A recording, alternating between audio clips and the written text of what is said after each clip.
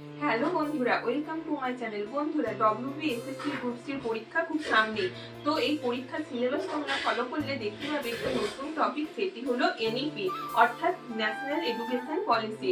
তো national education policy বা জাতীয় শিক্ষানীতি প্রথম চালু হয়েছিল 1968 সালে, তারপরে হয়েছিল 1986 সালে। এতদিন পর্যন্ত 1986 সালের এনইপি অনুযায়ী শিক্ষার কাঠামোটি অনুসরণ করা হয়েছিল, কিন্তু বর্তমানে আমাদের শিক্ষা ব্যবস্থা এনইপি 2020 কে অনুসরণ করে পরিচালিত হয়। এনইপি 2020 এই টপিকটি তোমাদের পরীক্ষার জন্য খুবই গুরুত্বপূর্ণ। তোমাদের এনইপি থেকে কতগুলি গুরুত্বপূর্ণ কোশ্চেন নিয়ে আলোচনা করব। আমি আশা করি যদি এই কোশ্চেনগুলি তোমরা ফলো করো তো তোমরা পরীক্ষাতে এনইপি থেকে আসা কোশ্চেন কমন পাবে। তো প্রথমেই যে কোশ্চেনটি আছে দেখতে পাচ্ছ, এনইপি 2020 অনুসারে বিদ্যালয় শিক্ষার কাঠামোটি কি? তো তোমরা যারা যারা উত্তরগুলি জানো তারা অবশ্যই কমেন্টে জানিও। তো কাঠামোটি হলো 5+3+3+4।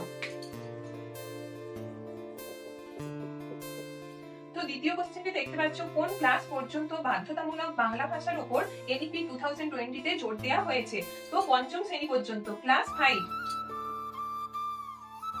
3 নম্বরে, প্রস্তুতিমূলক পর্যায়ে কোন কোন শ্রেণী অন্তর্ভুক্ত? এখানে 4টি পর্যায়ের কথা বলা হয়েছে, তার মধ্যে প্রস্তুতিমূলক পর্যায়ে ক্লাস 3 থেকে ক্লাস 5 পর্যন্ত অন্তর্ভুক্ত। তো পরবর্তী কোশ্চেনটি হলো, ড্রাফটিং কমিটির চেয়ারম্যান কে ছিলেন? এই কোশ্চেনটি এভাবেও আসতে পারে যে কার সুপারিশে এনইপি 2020 গঠিত হয়েছিল? তো সেই সময় ড্রাফটিং কমিটির চেয়ারম্যান ছিলেন ডক্টর কে কস্তুরী রঙ্গন।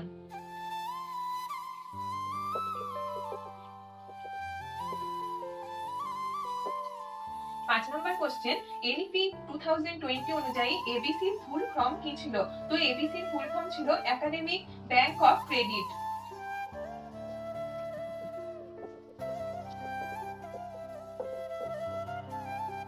6 নম্বর কোশ্চেন, স্কুল শিক্ষা কত বছর বয়সের মধ্যে অন্তর্ভুক্ত?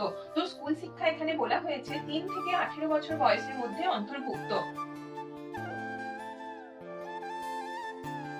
তো 7 নম্বরে, জাতীয় মূল্যায়ন কেন্দ্র স্থাপনের একটি প্রস্তাব দিয়েছে, সেটি কি? সেটি হলো পরখ। 8 নম্বর কোশ্চেনটি হলো, এনইপি 2020 বাস্তবায়নের জন্য কোন রাজ্য প্রথম অর্ডার জারি করেছিল? তো এটি হবে কর্ণাটক রাজ্য। CWSN এর ফুল ফর্ম কি? CWSN এর ফুল ফর্ম হলো চাইল্ড উইথ স্পেশাল নিডস।